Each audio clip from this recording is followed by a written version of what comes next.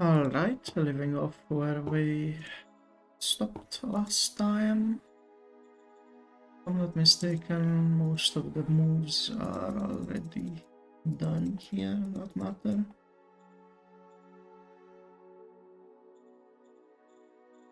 I am going to wait another turn for the readiness of this tank to go up.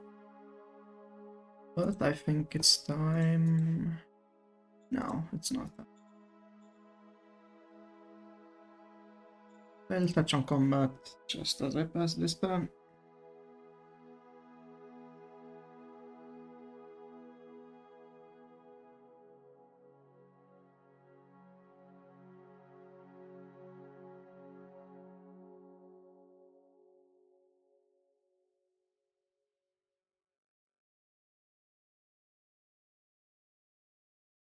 I need to also keep track of the promises that are still in effect. Gain another profile, beat relations drop down, doesn't matter. Okay, so all units have multiple stats that are very important to keep track of, right? And they are visible over here. You can click through all of your units at any point and check these. The most important one is the readiness, because it is a global effect on the unit's ability to do combat.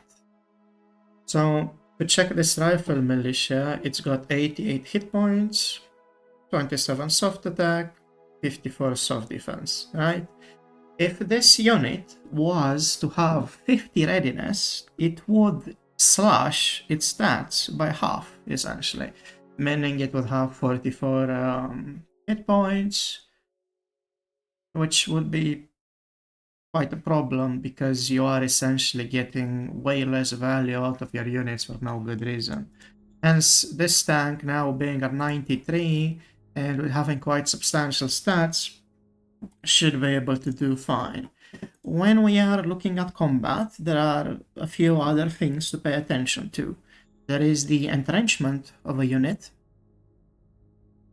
The entrenchment depends on the tile. Every tile provides different entrenchment values for different types of units. You can always check the specific tile by clicking the hex and hovering your mouse over here.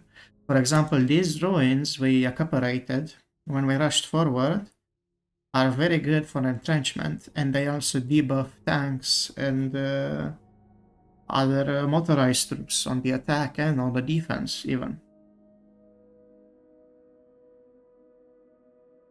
So if you look at this, for example, just the tank on its own going up against the infantry has 8-to-1 combat odds, which means it will most likely win.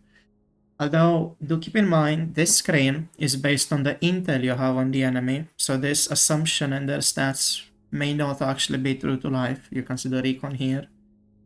You really need around 400 to have a solid, clear picture of what's going on, but we don't have the means to do that right now. To gain recon, well, it's quite simple. Every unit has a recon value listed. For example, infantry is 1, the trucks are 1. The tanks, the light tanks, have 4 recon themselves. As we can see, it also has a pretty nasty move action cost, but it should be fine. Another thing to keep in mind is that hit points have a very peculiar way of working in correlation to their name. But it's simply, it's not really hit points, it's toughness, because when you attack a unit, you do not deplete its hit points. When you attack a unit, you take your attack stat and compare it to their hit points, a few dice rolls in the mix as per usual, and then you see if you score a hit or a kill, right? So for example, this light tank here has a soft attack value of 561 against the hit point value of 88. Mind you, they have 100 readiness, so they're not debuffed, and they have 100 entrenchment, so this hit point value is going to be doubled actually. They also have 20 experience. They are, if I'm not mistaken, that will be a... Only I could find what it says. I think it should be regulars at 20 experience level. It is listed somewhere, I just forget where. Whereas this tank has 14 experience. So each point of experience adds 1% to the hit point and attack / defense values of a unit. So that will be another 20% going to hit points and also to the defense. As we can see, the Rifle Militia has a hard defense statistic of 27 against the tank's hit points versus infantry of 312. So the chances of the tank dying to the infantry are basically null, with the exception of armor having the off chance to die when attacking in difficult terrain to simulate, well, tanks getting stuck. Which is what most casualties are usually for armor in real life, for example. So this Rifle Militia has 88 hit points, but it's got 24 readiness.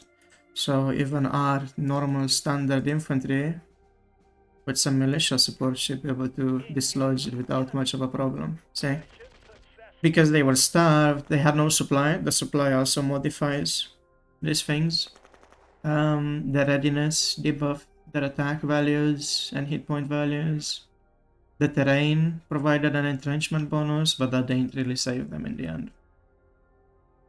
Meanwhile, our troops, the OHQ commander failed his skill check with the dice and did not provide any bonuses, but the SHQ commander did provide bonuses.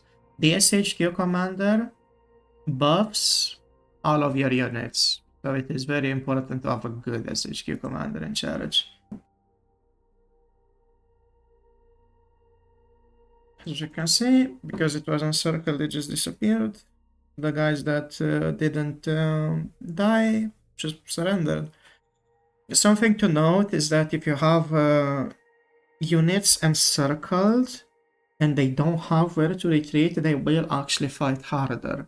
So if you are sieging a city, that's a very difficult type of terrain. It is perhaps better to just allow the enemy a way to retreat, because they will have supply from the city itself, so there's no reason to encircle it.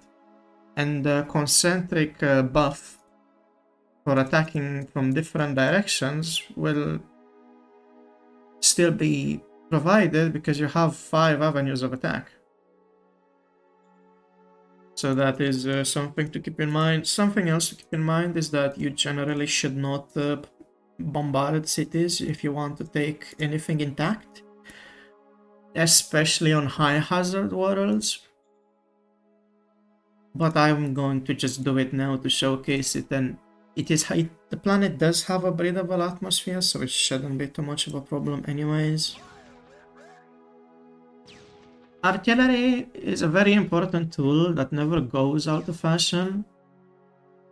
And importantly, it's not meant to kill, despite killing here due to the enemy militia having relative poor stats. As you can see here, this 105 howitzer has a soft attack of 52 and does 2 attacks per combat round. Meanwhile, the bigger caliber one at 240 has 77 soft attack and a whopping 3 attacks per turn. The soft attack on artillery will always be relatively low and will rarely actually kill the enemy you're shelling. Its purpose is to strip them of readiness and entrenchment. As we can see, this unit that actually ate a few shells has only 42 entrenchment and 62 readiness. The morale is also something to pay attention to. It will govern how quickly your troops retreat, and there are some cards in the game that majors can use that will provide a bonus in accordance to the morale difference. So in a way, you could say Fist counters Mind because Mind doesn't have any morale bonuses, and Fist has morale bonuses and a bonus to the combat effectiveness. So now if we attack with just these units we have here,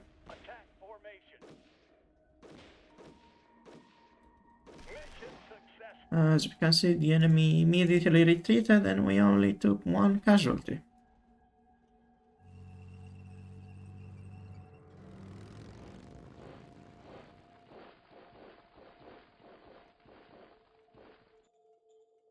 What will happen now that we have taken the city of the minor regime is that next turn, if they fail to take the city back, they will immediately stop existing.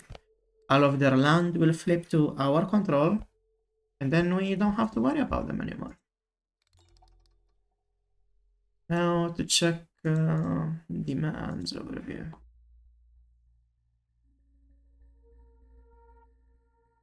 There is the deadline for the bureaucratic points, so let's check what that's looking like currently. The hospital is also finished, coincidentally. Still not able to build it, but civilization level isn't going up yet. I'm sure it'll sort itself out eventually. Not in a position to build industry. The reason why the power situation settled itself despite starting with a deficit is because we took this zone per here for a reactor. So that is another way this start is actually very lucky because I don't have to build any energy infrastructure for a while. There's also this here even. I'm gonna send out some spies to get my bearings a little. Failed the last check, oh well. And decisions. This is a very easy demand from a function, so I just accept it to keep them happy. And I'm going to go for a military council.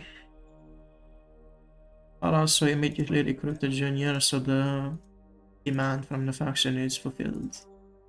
Next turn. In lieu of anything else to build, I'll just start with setting up scavenging for the rare metals. As we can see, the shelling and combat did do damage to the assets. Although the population loss was not amazing.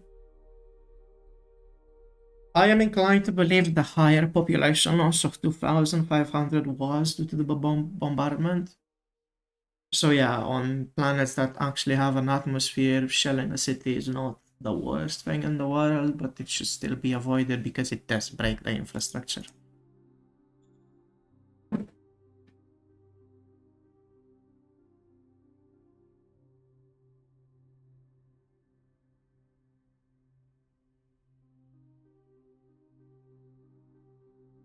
And now to keep momentum, we'll try to continue barreling down this road using our light tank and motorized artillery, which shouldn't be very difficult.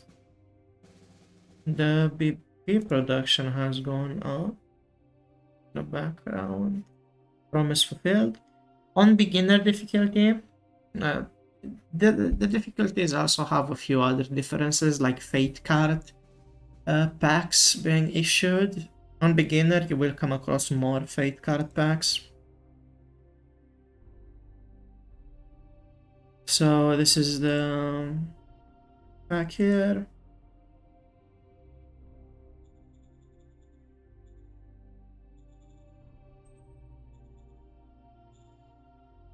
And we have some decisions now.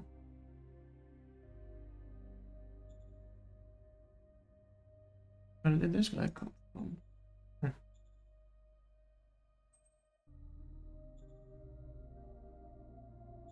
Military Council will focus on discovery because there's nothing to research currently.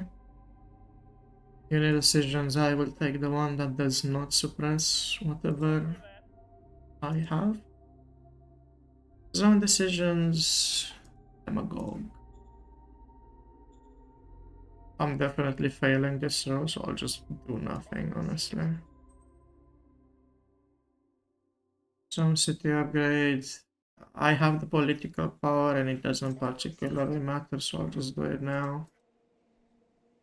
Governors. The governors, they do matter, but generally I just put whoever is most loyal and easy to keep happy in charge of a city. They're not gonna be easy to keep happy because they're very pro-democracy, for example.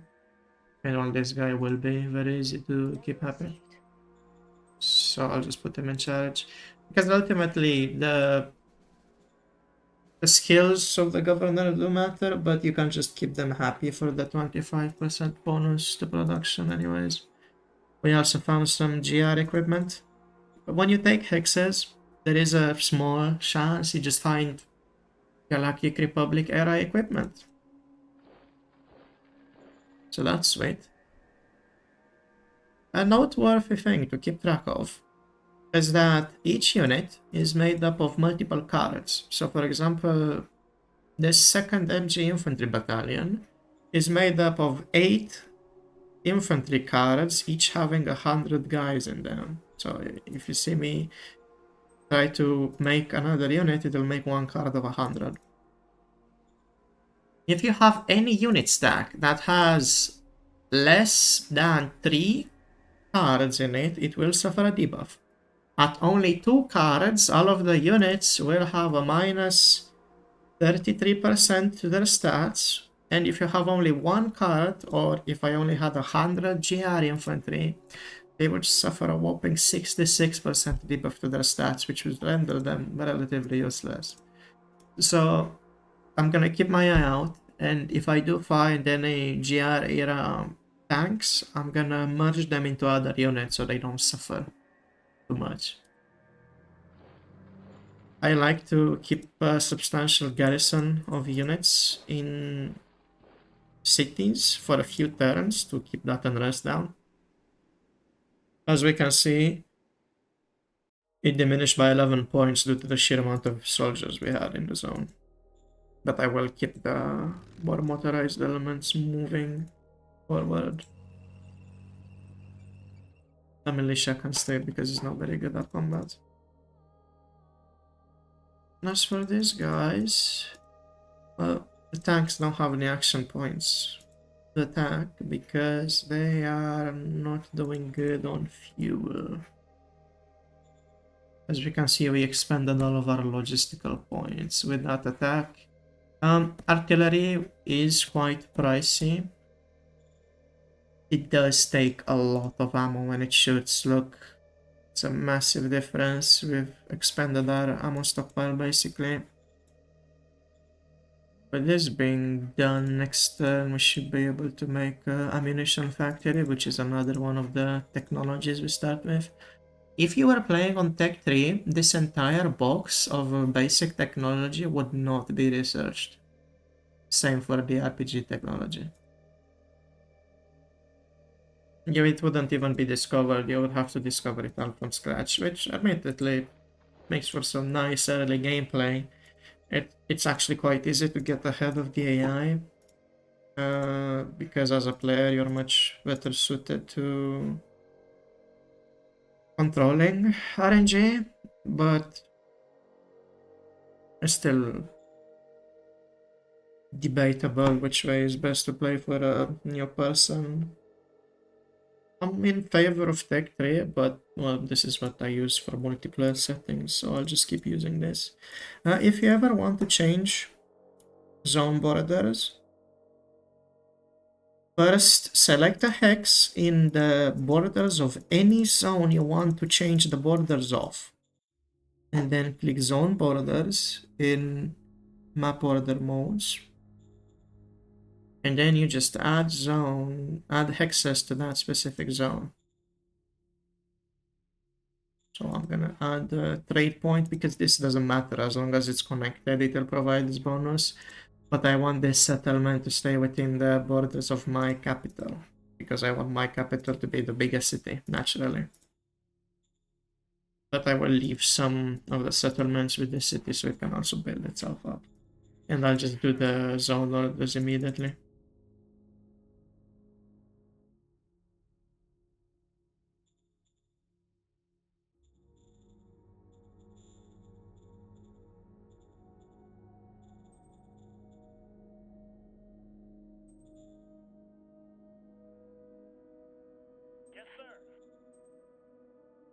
As for the director of the council, this is the guy that does not have very good int, so he's not a good pick for the position. Do we have anyone? Let's roll a junior again. We don't have anyone suitable for the position still. I'm gonna play the militia Loss of Fate because I'm just not interested in more militia stack showing up. It targeted the zone without militancy anyways. Just out of sheer luck. I'm gonna play the Traveling Teacher's card in the capital for more quality of life, and I'll also check a science outpost down for more research. The science outpost got placed in the marshes over here. It's not the best position, but it could be, could be worse. We also have a city over here we're not connected to. And I have to build a road going this way. Most definitely. I can't raise anything because no ammo. Okay.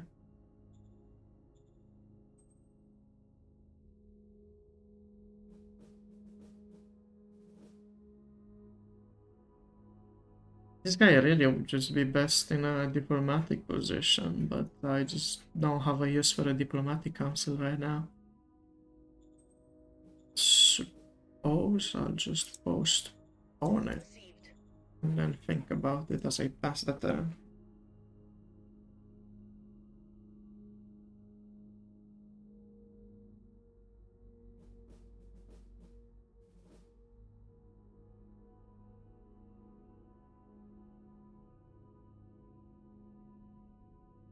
The turn times can get pretty long, especially if you have a lot of regimes.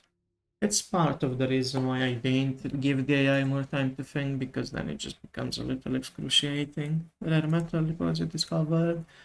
As I said, we found some tanks and some infantry.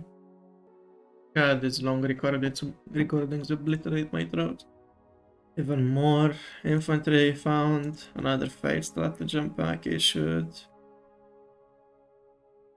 A bunch of these cards are actually kind of very good. No machinery because the asset construction just got finished. Okay, gonna start on that ammo factory. We can also do the bureaucratic office actually. What's most important? If we get the bureaucratic office early, that's a very big boost in research, but I'd rather just make sure I can actually take the cities I'm looking at for now. So as I said, I'm gonna make sure these GR units are nice and together. It's gonna move them up. This will be a monitor tank. The monitor tank is actually the heaviest type of vehicle present. But the GR one only has 150 millimeters of steel plating with a beam gun. The stats on it are quite good, but it's definitely something more focused on hard attack. It's an anti-tank tank, essentially. And we're not really fighting tanks, but hey. To merge units, you just select a stack in a tile with other units, and then you go to transfer. And you select the unit you want to transfer to, and you transfer them to that unit. And I'm also gonna transfer the tank in with the infantry. I can always transfer it into another unit anyways, and unit admin, rename GR Battle Group. There we go. You don't need to rename them, it's just very convenient in my opinion. Can I replenish this? I can. Exactly enough ammo. Gonna hold this with the militia. The unrest is going down still here. Still keep the army there for 2 or 3 more turns until the unrest goes away. Here we have an incident with one of the leaders, and the population of our capital is unhappy with it. Well, the leader is relatively happy, and this doesn't bother us. We wouldn't want to upset the SHQ commander for now, so I'll just take the slight unrest hit so he doesn't get upset. And the unrest will basically be gone by next turn. I believe I'm just going to add a guy temporarily to the council so it doesn't keep being debuffed, and then I'll just assassinate them later. Generally, to get rid of leaders, you will need an interior council and to use the cards to retire them. But a nice quirk of autocracy, which is also why it's quite a good pick for a beginner, is we just have a card to assassinate people, which costs no money to retire them. Zone city upgrade. Sure. Have to keep that going and chugging along somehow. We have enough quality of life assets that it's going quite quickly. Up. Yeah, as we see, it does take a little bit of time for the quality of life to actually kick in, which is why the bureaucratic office wasn't immediately buildable. This ammo factory will be 80 IP, so I can actually afford to build a recycling facility at the same time. I just need to buy all the machines necessary for it.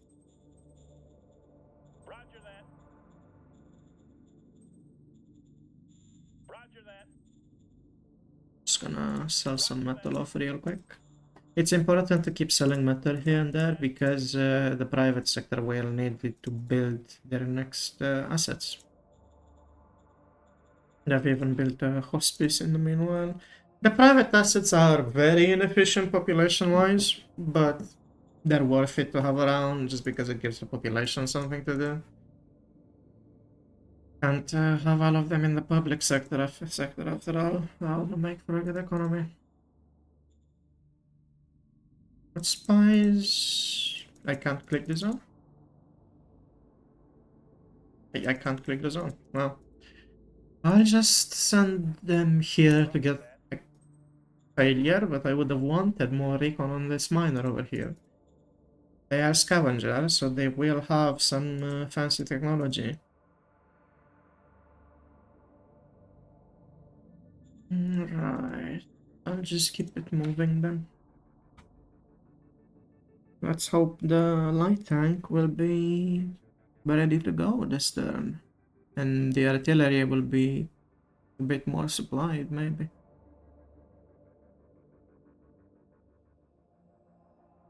The caliber of the guns you mount on things also affects ammo consumption substantially. So if you have a lot of very big guns, it will stress your logistical network a lot.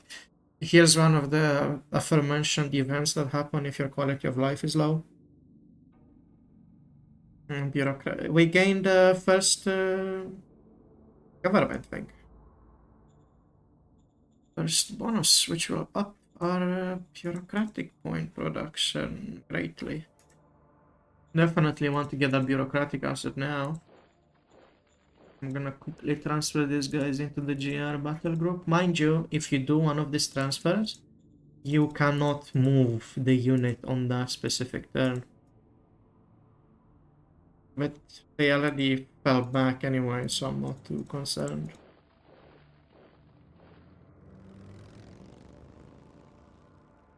The light tank here, actually. This is going to be another farmer, so it should be relatively easy to break.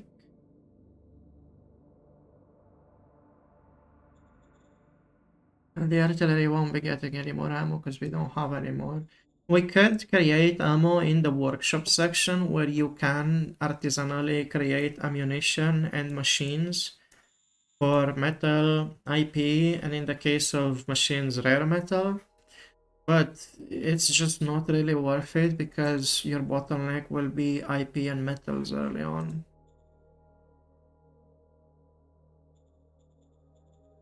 The zone was able to hire enough workers to perfectly fit demand, which is good. Keep everything as is. Full support. Failure, population lost, and a few private credits and food stolen. Unfortunate. Threat of war. Ooh. Threat of war from the miner we want to attack anyways. Naturally not.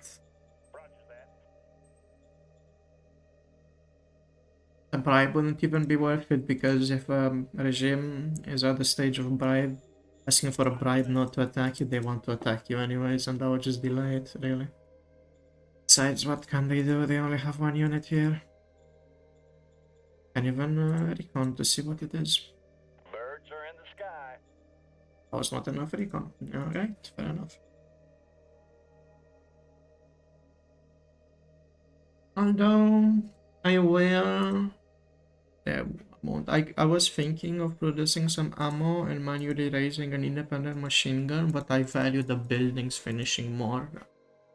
And the militia is entrenched, so it should be able to hold off any attack anyways. The unrest has gone down, so I'll start moving the motorized unit down. And it will take the road across the river to meet them.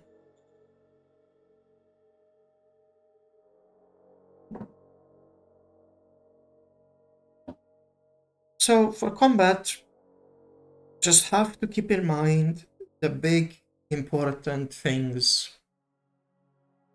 The maluses provided by terrain, the readiness, and the actual stats of the units.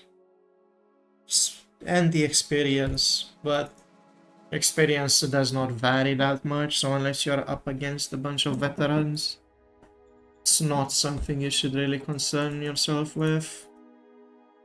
Gonna move the militia up, and we can see that this culture of miner regime, the scavengers, actually use artifacts. The lance is potent in anti-tank duty, although not that much, it's just 200 hard attack. And the Wasp Hive is the more concerning thing because it has a lot of soft attack.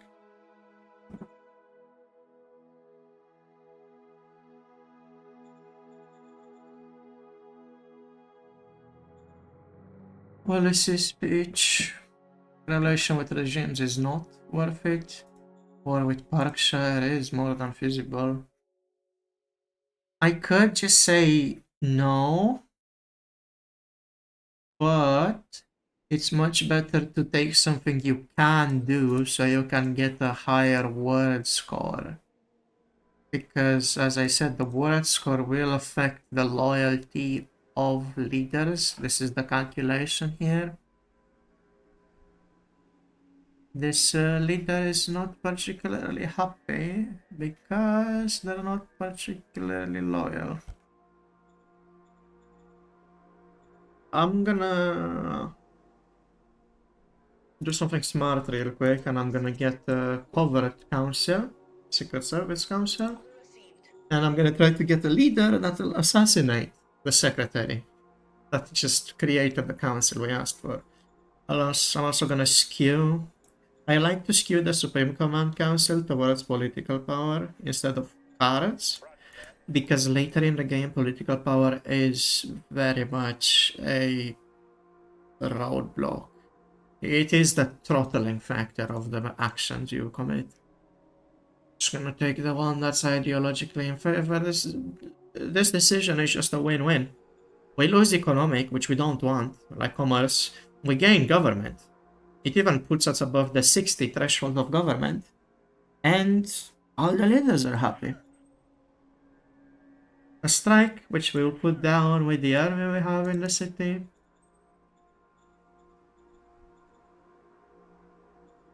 All is well. forest, it's still slowly diminishing.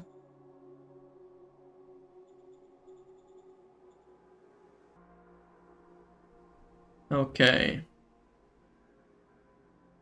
So, Rama factory is done, Ajisa recycling, and we have a big overhead of industry and metal. We could build the industry, but it would take 4 turns. In my mind, the calculation I do here is return on investment. How quickly will it happen? I could do the bureaucratic offices in 2 turns and then do the industry for 4 turns, right? And I lose out on 2 turns of IP production. But if I do the industry for 4 turns and then I do the bureaucratic offices for 2 turns, I lose out on 4 turns of bureaucratic point production. And I need the bureaucratic points because I am getting the Secret Service Council, right?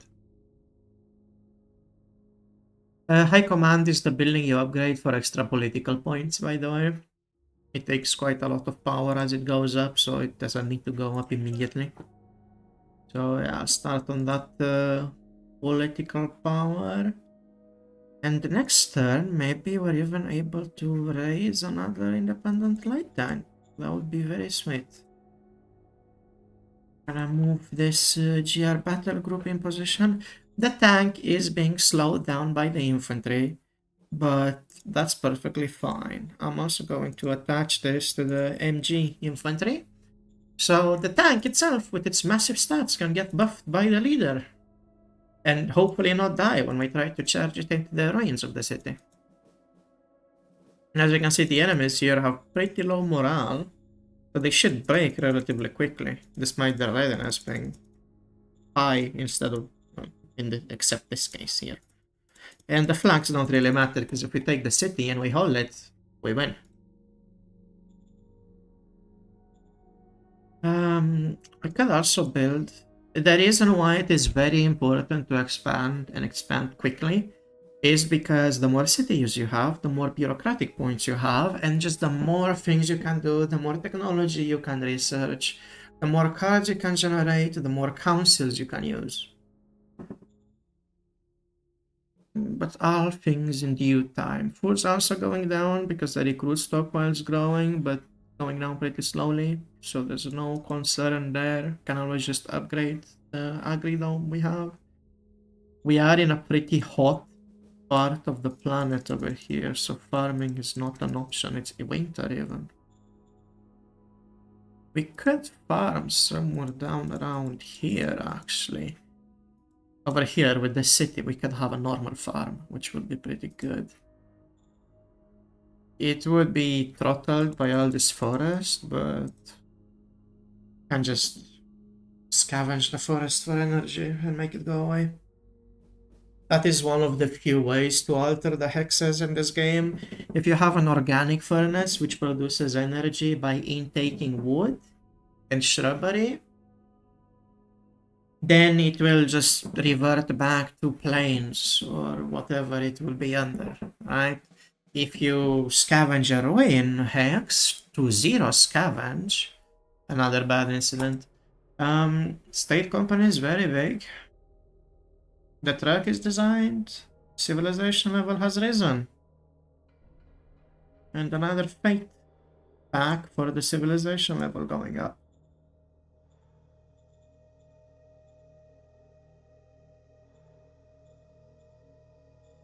Where was I? If you have a ruin tile and you scavenge it to 0 scavenge, it will still be a ruin tile. You just cleaved it over everything of value, right? So these are very static. You cannot alter them. But forests, you can alter. Don't need the organic furnace though, because, well, energy is doing fine for now. IP is going up. The industrial points necessary for the bureaucratic office are just 100. We have 408. If we raise the tank, it's 315, which is not enough left over for the bureaucratic office to do to be completed. And I don't want to delay the bureaucratic office by one turn just to get a light tank down early. Because ultimately, to actually fight these guys, I would like this main force to also come by. THQ is within range, but I'm just gonna move it up real quick and also capture some hexes and hold the flank with this card. And the rest can continue to stay in the city. I give full support, critical failure, foul. I'm going to reapproach the leader for asking just to get the heart level up. Heart is one of the harder ones to level up because there's not that many events that give it and their triggers are relatively specific.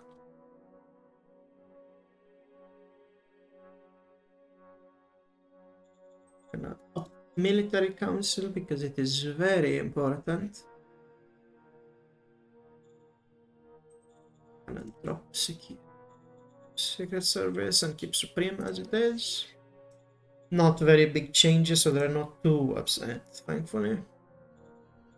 I am going to recruit a military leader and see if they have personal combat. No.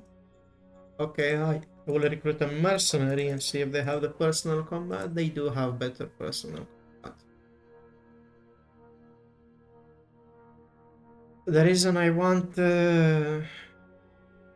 combat stats, strength essentially, is because a higher leader, a higher strength leader will be more adept at assassinating all of the people I don't want to deal with anymore.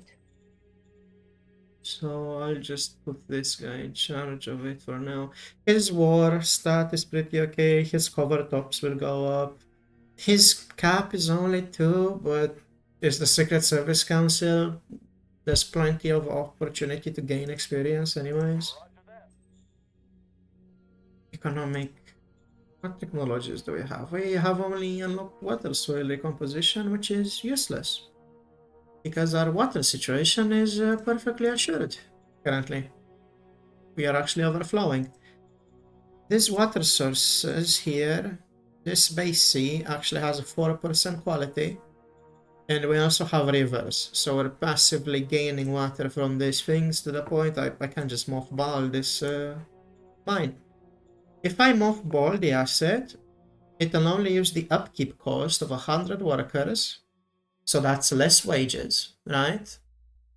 If you fire the workers, but I'm just gonna take the workers and put them somewhere else in my case. And yeah, there's no reason to dig up the water deposit if we're overflowing on water. As you can see, I lost due to maximum storage over 1,000. This is only 600. The enemy fell back, so I'll just push it in. Another hex perk. The private sector is building a casino. In the backdrop of the bureaucratic office and with the extra workers gained from mothballing that asset, I will actually start the industry just to use those workers immediately. And the light tank should still happen eventually because we did gain state companies to buff IP production. Even if we do not get the independent light tank early on, if we get that industry up to level 2, we're gonna be able to get multiple independent light tanks, right?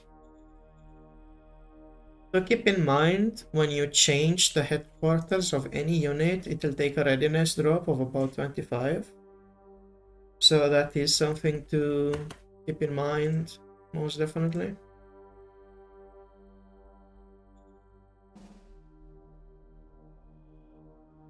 But 78 is fine, ask me. I'm just gonna do that declaration of war that I promised. Not gonna shell, I'm just gonna charge in with the tanks, GR, and the artillery, and the buggies for recon. As you can see, the added up stats are 91,000, and then cumulatively with the bonuses and maluses are actually 104. Against the enemies, 2,100, debuffed down to 1,800 because their caliber is not strong enough to actually dent the armor we're bringing. Because the infantry, the GR infantry is wearing combat armor, so it does actually count as having a degree of armor.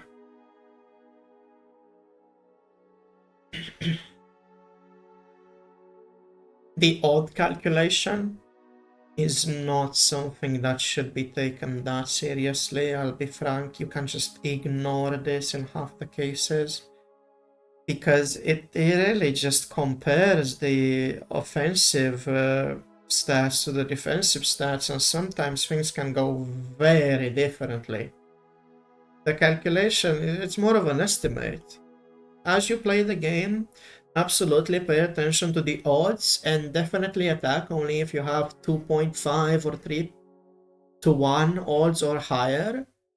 But as you get better and more experienced, you will be able to judge this more accurately.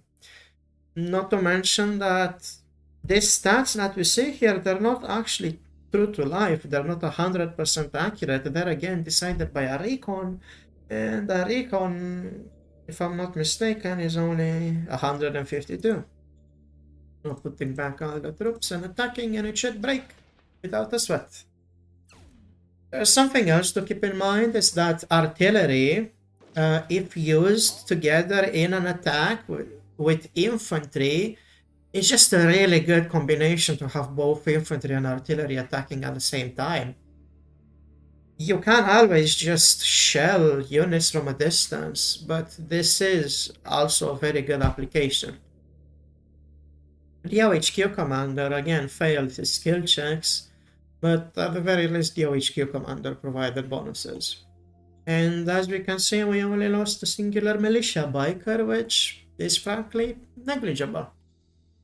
Now, we've already spent the action points on the attack, so the cost will be 0. So we'll just immediately hop in with all of our units. Or on this here, it wouldn't really matter if we got encircled, because all of the tiles would flip to us immediately anyways.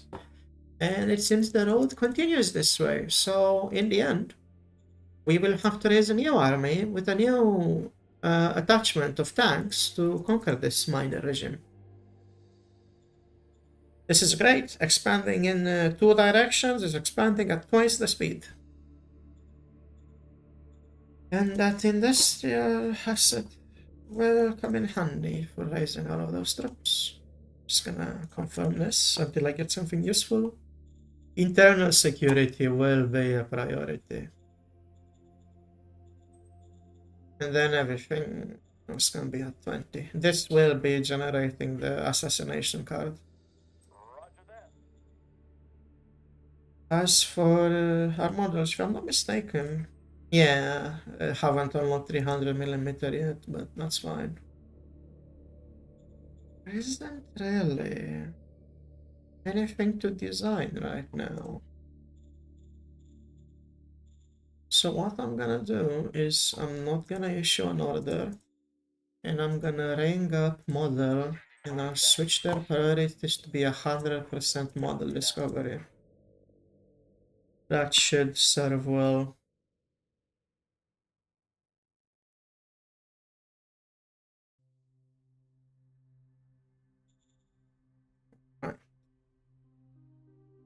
It's good.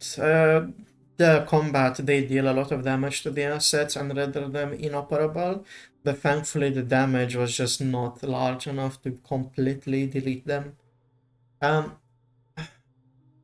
The higher the damage points issued to the asset, the higher the chance the asset is lost. So it does say 100% certainty of loss at 1200, but it can be lost before that. It'll be a half chance to lose the asset at 600. That's why it's important to be careful with the asset damaging. If you don't want to take it, naturally, you could just build it back up yourself.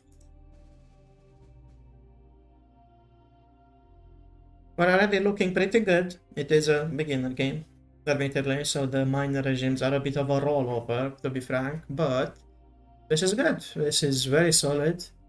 We have 3 cities already. We're gonna wrestle them in slowly, build the bureaucratic offices, keep pumping our industry up, get more metals, and we'll be in no time conquering the largest parts of the planet. The regime which threatened? Yeah, I'm not sure which regime this is actually. Motorbike discovered immediately as we change priority. That will be what regime that declared war on us? Strategic map. This? What is this? Oh, that's a territory. This is a major here. As you can see, if the border is colored and you click on it, it will be pretty clear it's a major by what it says here. So I'm actually gonna be a bit more bold in moving up. If I can even send some spies. The spy council was able to generate better spy cards, which are more economical by long shot. I'm gonna try and spy on the major, and I failed. I'm gonna try again. Failure, I'll just try again. Success. This card's not very useful, I'll just scrap it. You can scrap cards, get scrap points, and then make new cards. And the crafted cards are actually unique. So, that's useful to know. Gonna pop bad rations and a militia loss of fate to just stockpile some fate points. I'll also get the unrest increase, which is fine. I already have unit station in that city, so it works well for me.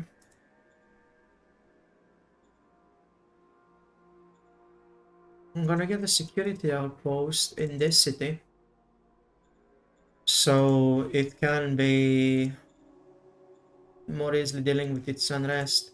I'm gonna do a bit of gerrymandering over here, and I'll cut down the excess zone by this city temporarily, and then I'm gonna play the card on it. And as you see, it got restrained to this area over here, and then I'll just give it back as if nothing ever happened. No penalty, no nothing. Very useful.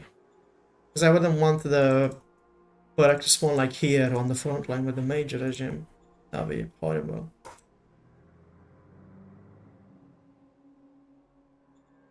It does seem like our expansion left and right will be throttled by the immediate fight with the major regime, but that's fine, it just makes for more entertainment, really. This is a very useful perk, just more IP. Very good. It's over ambitious leader.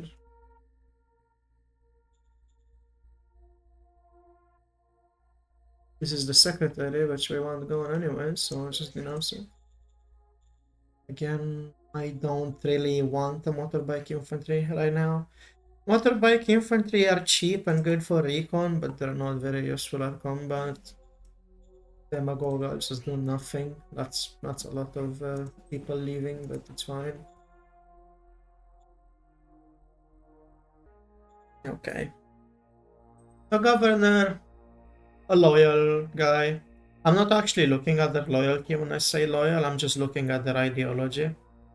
Because this is what matters ultimately, and I'll just put this guy in charge, it's fine. I'm just gonna wait next turn for the orders on this one. Don't want to be too wasteful with the IP. I'll take that recon unit and I'll set its movement up this way. I will also be raising... I can't? No logistical points. Okay. We've outrun our logistical capabilities right now, so the most important thing to do... industry did not begin construction because of oversight. I forgot we need machines for it. We should really upgrade the truck station to provide more truck points. And at the same time, I will be buying those machines the industry needs.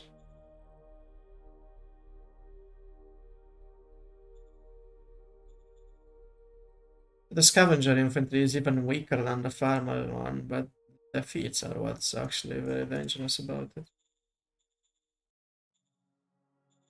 This city, I don't know what culture this minor regime is, so I'm not too happy to pick a fight.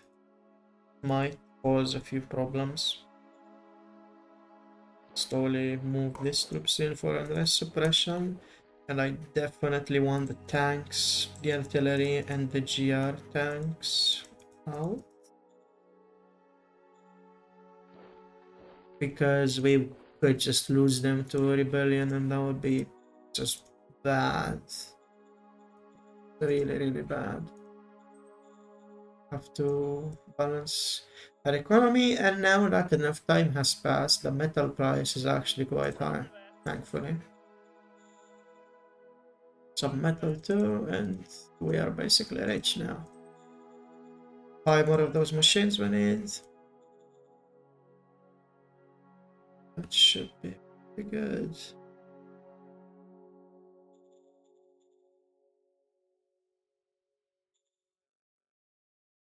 These cards pertain to GR technology.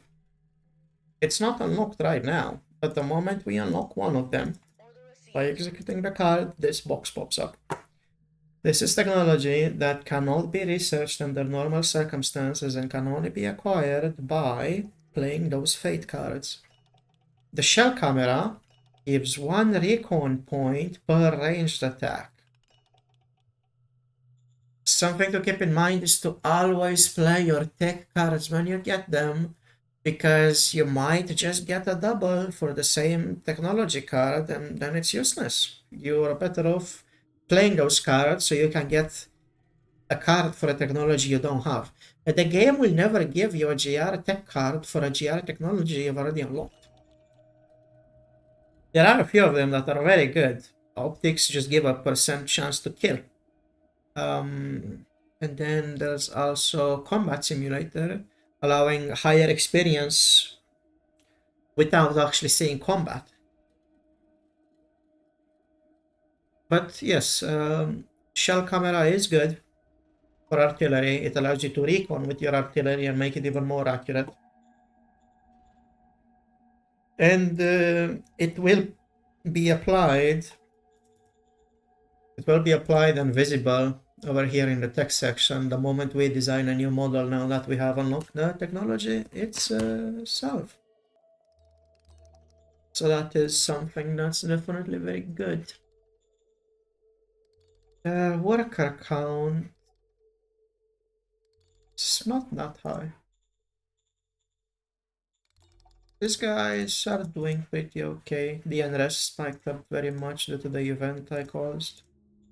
I think fate points are actually quite easy to come by early, especially on lower difficulty, so I'll just play a calm down card on them. Minus 13 is a low roll, but also give them a...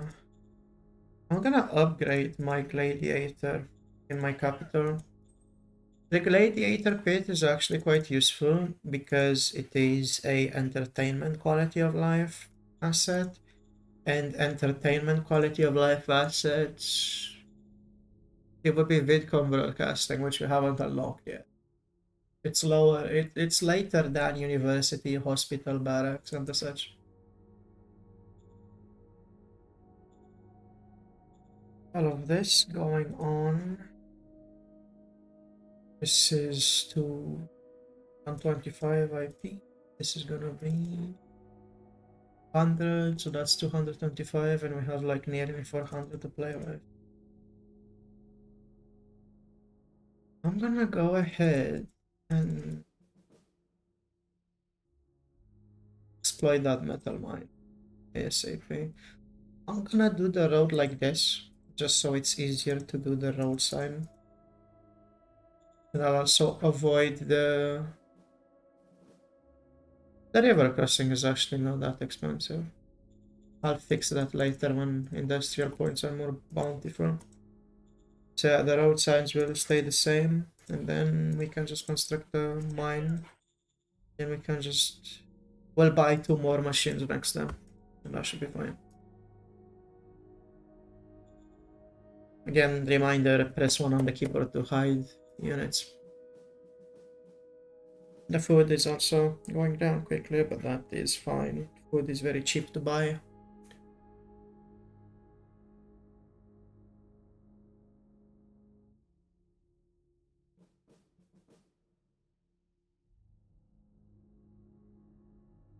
As the minor regime that declared war on us, but they seem to also be at war with the other major. And there we go, the spy unveiled the major. We scavenged 10 Hellraisers. And we also found 4 machinery. Army level up, fight pack awarded. So this will be the major. This is, they already have an industry too, so that is pretty dangerous, but they're behind technology because they have bureaucratic office 1 only. And their ethics seem to be meritocracy and mind, and I can't distinguish society, so they're gonna be a tech rush 1, despite being behind on tech because of the offices. Huh. Building a road up to them would not be the most difficult thing in the world, but we definitely need to bid our time and militarize hard to actually take them out. We also had a rebellion spawn, which is okay. We have these units nearby. What we're gonna do is we're gonna immediately shell them, not with a Hellraiser. You can always switch to textual to get a better grasp of what's going on. And we'll attack them in the tanks. And the tanks didn't have the action points to see the combat through, but they definitely put a hurt on them. Now they're gonna have less readiness. Their entrenchment got tanked. They're not gonna move that far. I'm also gonna cordon them off quickly with some infantry. I accidentally moved the HQ, but it's fine. The Hellraiser is a very cool but relatively weak single-use 1 megaton nuclear warhead. So it is not strong under any circumstances. It's not really gonna kill that many units. And if you shoot it at a city, it's not actually gonna do that much damage. And the radiation it will leave behind will actually be weak enough any building protects from it. But it's definitely something nice to have. It's more of a meme, ask me. I would like to see what this is. This is a surviving AI regime. This sort of regime doesn't actually have a city. It's just a bunch of very annoying, very strong sentinels, but the sentinels, as strong as they are quite literally blind. And they never attack into you, really, because they don't have the recon, and they're afraid, right? Addition, intimidate, critical failure, wow. Up the budget for happiness, worker, salary, urgency, and fire.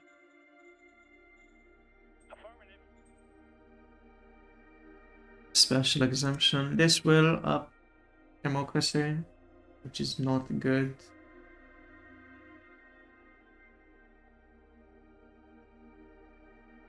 It really isn't good, but I value the heart profile more than the autocratic one right now. A faction is requesting a leader be hired, and if we are to check what sort of faction this is, their ideology is fist and autocracy. These guys are democracy and heart, and then these guys are enforcement, heart, autocracy. So none of the factions actually perfectly match our ideology. I'll just accept in case the leader is actually good, and then military council can just not research anything because rocket engine is not relevant right now.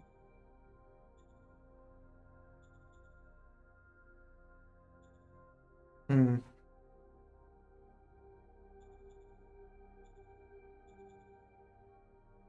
definitely need to get some research going, get some good technology, and then start fielding it ASAP.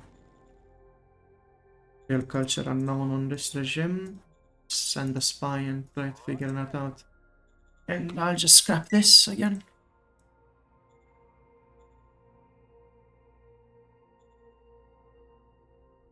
Some of the cards are better than others, most definitely.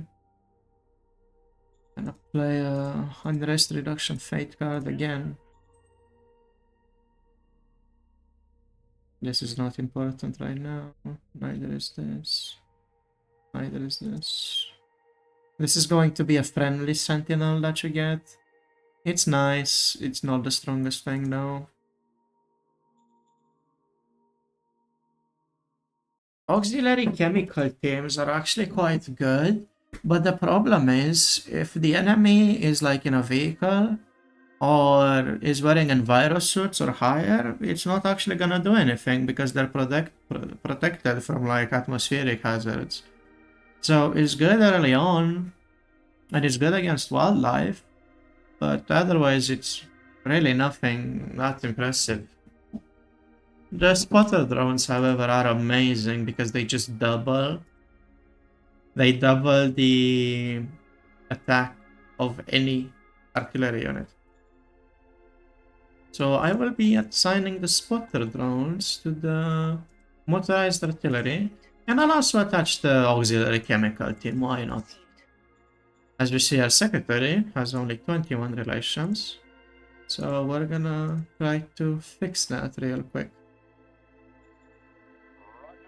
And we got a critical failure. Because the roll was pretty hard. And we don't have another card to play. This is absolutely dreadful loyalty and relations, so the secretary will most likely attempt a rebellion in a turn or two. I could play the Medal of Merit to up the relation again, but it really doesn't make much sense to try that. I could assign the spotter drones to the Hellraiser just as a sort of joke. It would be comedic. And then shoot it at the enemy capital. I am gonna do that.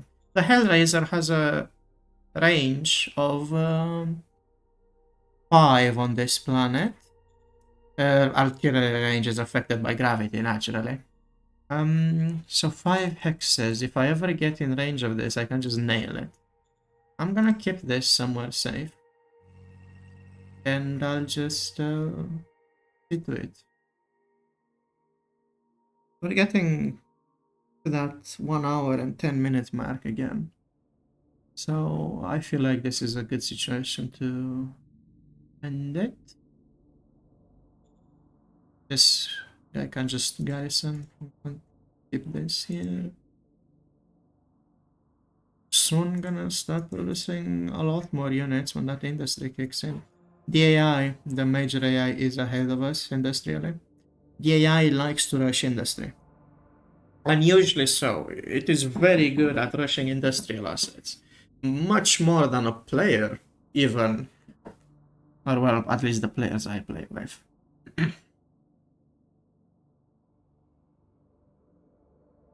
For the purposes of who I make these videos for, it's fine.